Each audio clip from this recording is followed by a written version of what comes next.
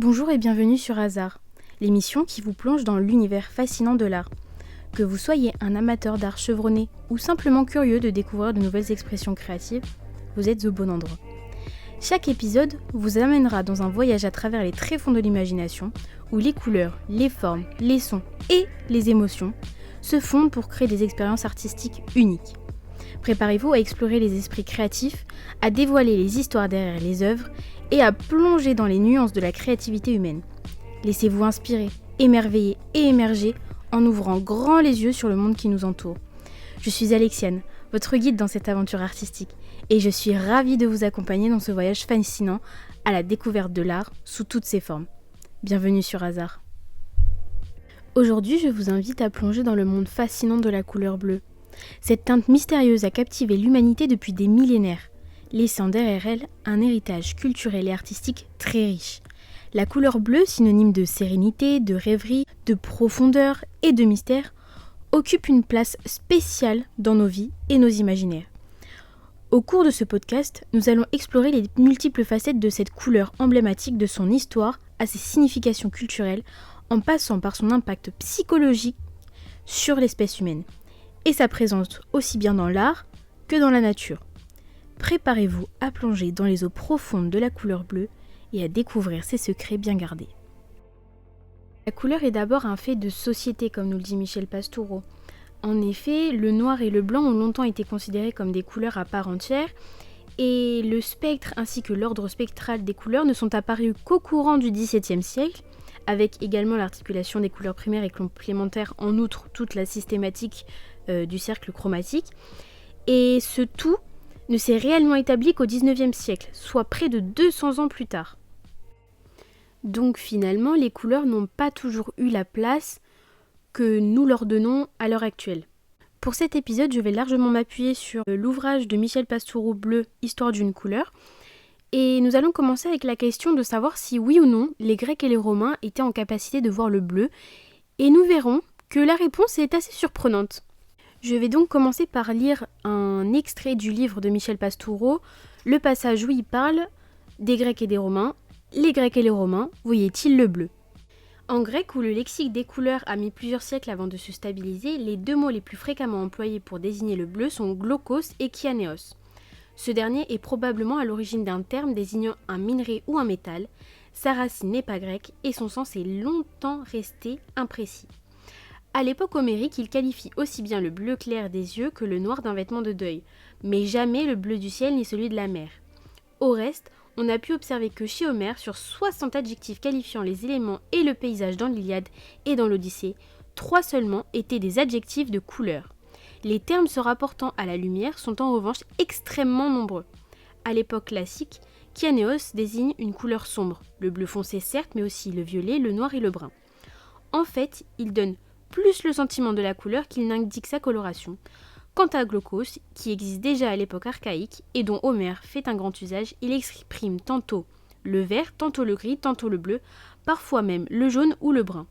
Il traduit davantage une idée de pâleur ou de faible concentration de la couleur qu'une coloration véritablement définie. C'est pourquoi il s'emploie aussi bien pour nommer la couleur de l'eau que celle des yeux, des feuilles ou du miel. Quelques lignes après le passage que j'ai lu, on retrouve cette même idée dans la période chrétienne et moyenâgeuse, puisque dans le latin classique et plus tard dans le latin médiéval, le mot caeruleus, qui désigne le plus souvent le bleu dans les écrits, fait finalement référence à un blanc-brun qui passe par des jaunes, à la couleur de la cire. Couleur de la cire qui s'éloigne de la couleur du bleu. Donc finalement, le bleu n'avait pas disparu ni chez les Grecs ni chez les Romains, et les Romains étaient tout à fait, y compris les Grecs, étaient tout à fait en capacité de voir cette couleur. Cependant, le manque de vocabulaire et le manque de précision que nous avons par rapport à cette couleur au niveau historique montrent le peu d'intérêt que ces peuples avaient pour le bleu.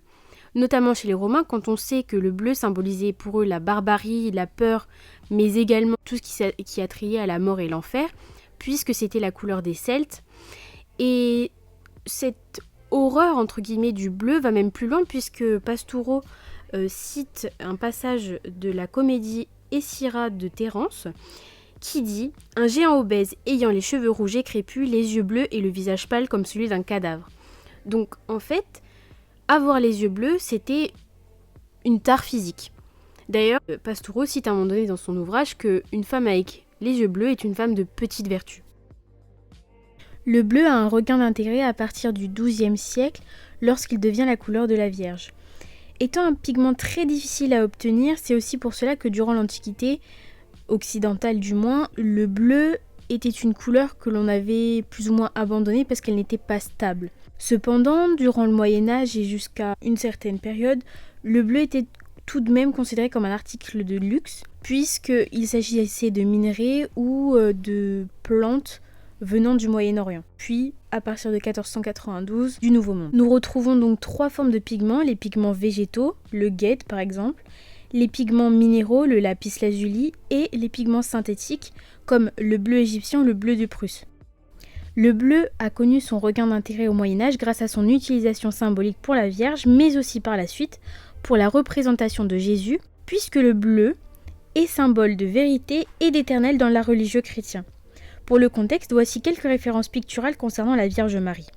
Nous avons la Vierge adorant l'hostie de Jean-Auguste Dominique Ingres, peinte en 1854, la Vierge de la fête du rosaire d'Albrecht Dürer de 1506, et l'Assomption de la Vierge par le Titien entre 1516 et 1518.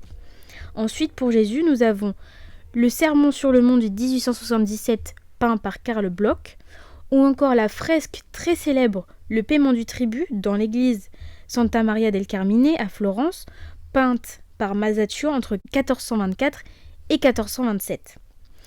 C'est donc une symbolique de la couleur qui a traversé les siècles et les mouvements artistiques. Cette couleur est aussi un symbole français.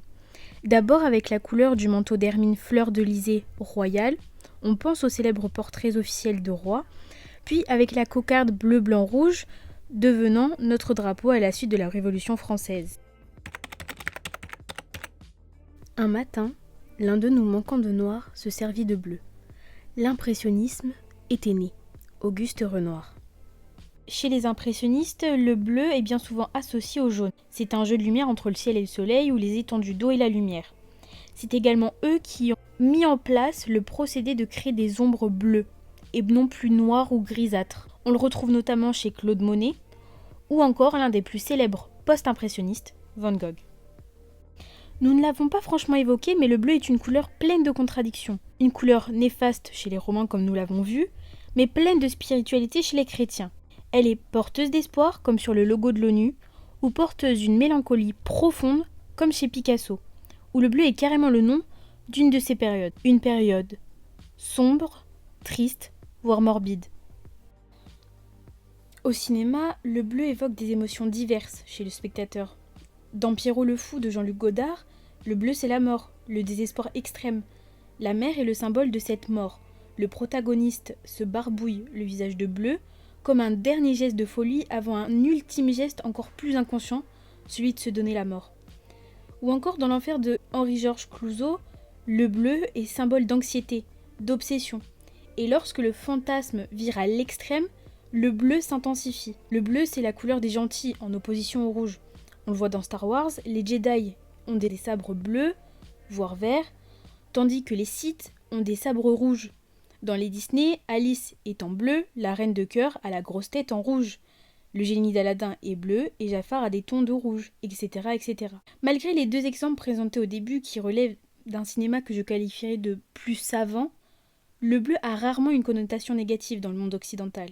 Le bleu est une couleur chargée de symboles, qui nous inonde de sa beauté tous les jours à travers la nature bien sûr, mais également dans la vie quotidienne, avec les logos cherchant à nous inspirer confiance. À travers nos vêtements, comme le blue jean, qui est l'habit passe-partout de notre époque, et bien sûr à travers nos images. Les images des artistes, des publicitaires, et les images que nous nous projetons à nous-mêmes. Le bleu, c'est aussi le rêve, l'onérisme. C'est l'univers de Dali, celui de Magritte ou des dessins animés de Walt Disney, comme évoqué plus tôt. À leur sujet, je vous recommande le dessin animé en collaboration entre Dali et Disney, Destino. Disponible sur YouTube, un projet ayant vu le jour dès 1946 et qui ne s'achèvera qu'en 2003, alors que les 2 artistes sont décédés, faute de budget à leur époque. Et voilà, c'est la fin de notre voyage artistique aujourd'hui. J'espère que cet épisode vous a plu. L'art est une fenêtre sur l'âme humaine, une source inépuisable de réflexion, d'émotion et de créativité. Que vous soyez un artiste en herbe, un amateur d'art ou simplement quelqu'un qui apprécie la beauté du monde qui nous entoure, j'espère que ce podcast vous éclairera et vous accompagnera dans vos réflexions. Si vous avez aimé cet épisode, n'hésitez pas à me suivre pour rester à l'affût des prochains épisodes, abonnez-vous et partagez votre avis et vos réflexions. Et rejoignez cette communauté artistique sur Instagram. L'art est un langage universel qui nous connecte à travers le temps et l'espace, et je suis ravie de l'explorer avec vous. Continuez à explorer, à créer et à vous émerveiller devant la magie de l'art.